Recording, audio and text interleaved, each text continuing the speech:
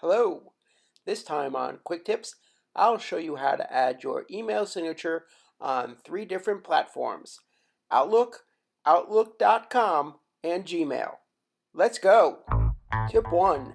Adding an email signature to the desktop version of Outlook. In Microsoft Office, here's what you do. Click File, Options, Mail, and then Signatures. Create a new signature here, enter the text here, make sure you have the account you want, and note that you can use different signatures for different message situations. That's how you add a signature in Microsoft Outlook, the desktop version.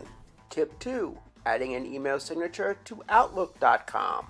Once you are logged on to Outlook.com on your favorite browser, click this gear symbol, scroll down to the bottom to Options. Under Mail, again, go down to Email Signature, and you enter your new signature in here, and there are some options to check here. When you're done, just click Save. And that's how you do it on the web. Tip 3. Adding an email signature to Gmail. With your Gmail account open, once again, look for a gear icon. Then scroll down, click Settings. You'll want to make sure you're in the General tab. Scroll down, and here's where you add your signature. Type in the text you want, and then scroll down to the end of the page and click Save Changes. That's it.